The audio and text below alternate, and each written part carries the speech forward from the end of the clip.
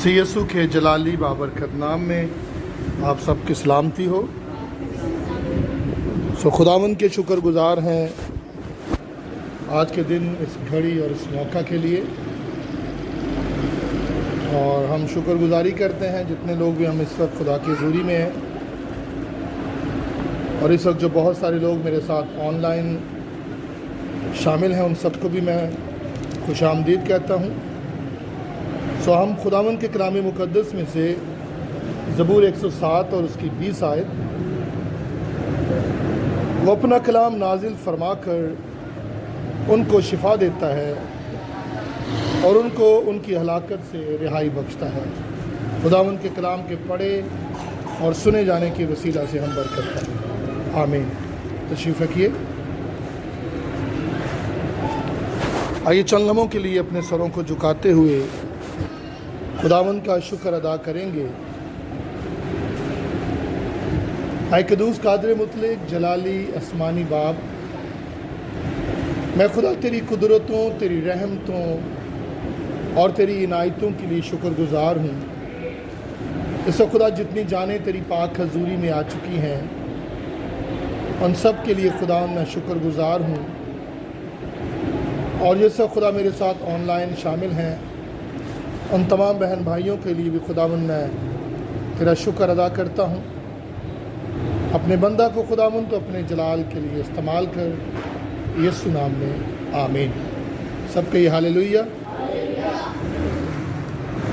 मेरे अज़ीज़ बहनों भाइयों, कलाम मुक़द्दस की जो आयत हमने पढ़ी है कि वो अपना कलाम नाजिल फरमाकर उनको शिफा देता है और उनको उनकी हलाकत से रिहाई बख्शता है। आज हम गौर ये करेंगे इस बात पर कि कुछ लोग आज़ाद क्यों नहीं होते।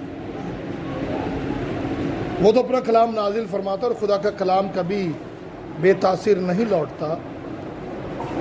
पर आज हम इस बात पर गौर करेंगे, इस बात को जानेंगे कि बहुत सारे लोग अरसा दराज से खुदा की हजूरी में आते हैं, दुआएं करवाते हैं,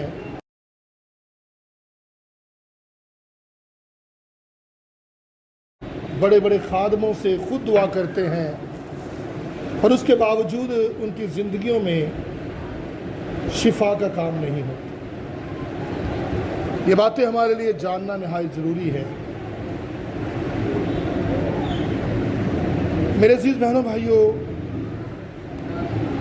आज हम कलाम मुक़द्दस में से 10 हक़ाइक़ पर गौर करेंगे जिसके बायस कोई शख्स रिहाई हासिल नहीं कर पाता। 10 हक़ाइक़ और टाइम के मुताबिक जितना मुझसे हो सका मैं बयान करूँगा, क्योंकि आज दोपहर मैं ऑनलाइन इस मैसेज को शेयर कर रहा था तो बहुत सारे लोगों की ये दरख्वास्त थी कि आप इसे दोबारा शेयर करें, क्योंकि ये बड़ा ख़ास टॉपिक है। हम में से बेशतर लोग हैं अरसा दराज से मुश्किलों, मुसीबतों, परेशानियों से हमारी रिहाई नहीं होती। कोई ना कोई मुसीबत, कोई ना कोई दुख, कोई ना कोई तकलीफ़, कोई ना कोई हादसा हमारी ज़िंदगियों में रहता है। हम बड़ी कोशिश करते हैं कि उनसे छूट जाएं, पर छूटते नहीं। मेरे जीसो, सबसे पहली बात तौबा की कमी। पीर वाले दिन भी मैंने तौबा के ताल्लुक से चंद बातें बयान की थी। तो मेरे अजीज बहनों भाइयों, तौबा तो सभी करते हैं, पर तौबा किन से करते हैं, किन कामों से और किन से नहीं करते। और फिर हमें अपनी ज़िंदगी पर गौर करने की ज़रूरत है कि मेरी तौबा ठीक है या वो मर्चों वाली तौबा, तौबा तौबा, उसके बाद फिर वही काम। खुदावंद यीशु मसीह ने अपने खिदमत के आगाज़ में जो पहला लफ्ज़ इस्तेमाल किया, उसने कहा तौबा करो, क्योंकि आसमान की बादशाही नज़दीक आ गई। पहला लफ्ज़ जो खुदावंद यीशु ने इस्तेमाल किया यूहन्ना बपतिस्मा देने वाले ने जब मुनादी शुरू की तो उसने भी यही कहा, तौबा करो क्योंकि आसमान की बादशाही नज़दीक आ गई है। और खुदावंद यीशु मसीह ने लोगों को अपनी खिदमत के आगाज़ में लफ्ज़ तौबा और ईमान से ये दो लफ्ज़ इस्तेमाल किए। ज़रा पढ़िए मेरे साथ मरकज़ की इंजील मुक़द्दसा, उसका पहला बाब और उसकी 15 आयत, कोई भी निकाल के पढ़ सकता है।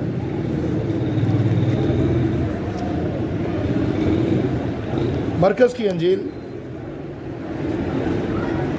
उसका पहला बाब और उसकी 15 आयत में लिखा है,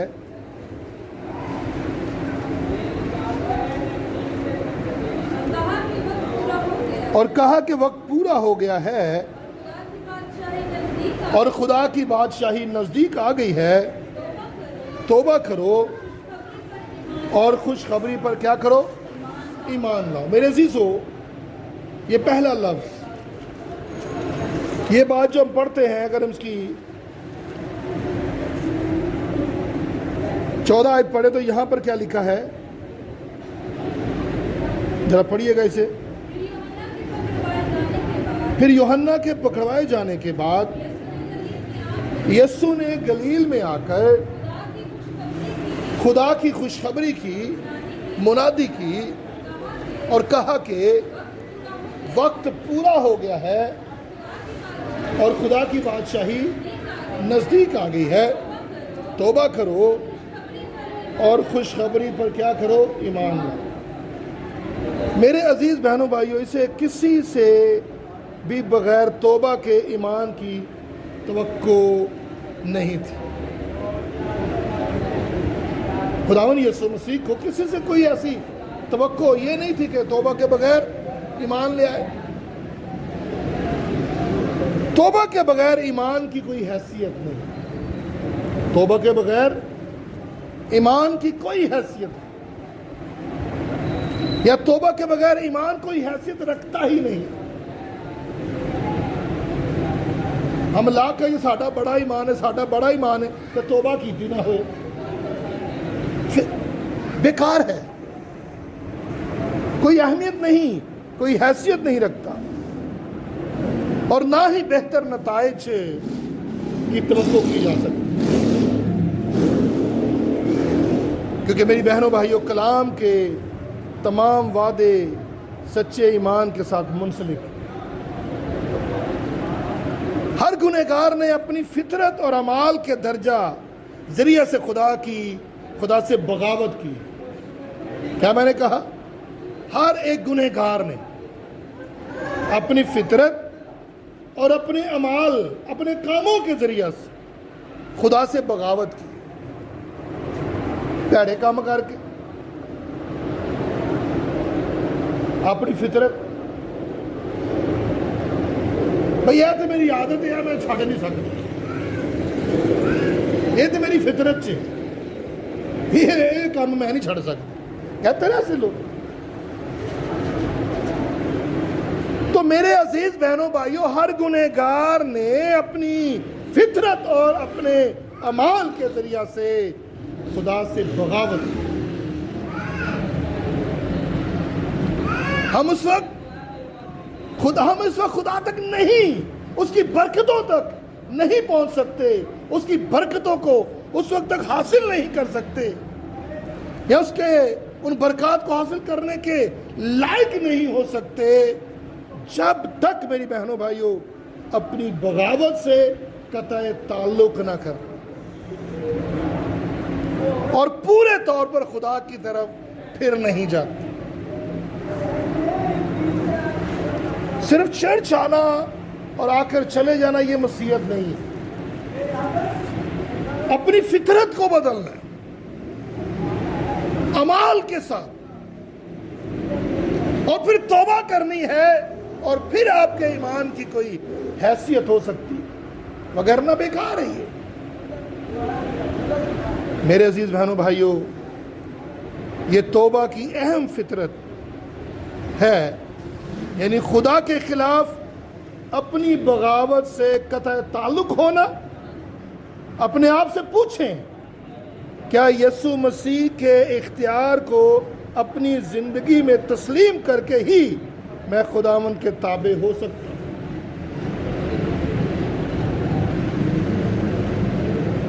خداوند یسوع مسیح کے اختیار کو اپنی زندگی میں تسلیم کر کے مان کر ہی میں خدا کے تابع ہو سکتا ہوں۔ او دے اختیار نوں مننا پئے گا، او دے حکماں نوں مننا پئے گا، او دے کلام تے عمل کرنا پئے گا۔ اگر آپ کا جواب ہاں میں ہے تو میرے عزیز بہنوں بھائیوں، پھر تو ٹھیک ہے۔ اگر ہاں میں نہیں ہے تو پھر ابھی تک آپ بغاوتی رویہ اپنائے ہوئے ہیں۔ ابھی تک اگر ہاں چ نہیں ہے نا تہاڈا جواب، تے پھر ہجے تک تسی بغاوت کرن دے، بغاوتی رویہ اختیار کیے ہوئے ہیں۔ فقط ایک علاج ہے، توبہ۔ علاج دی پہلی دوائی توبہ۔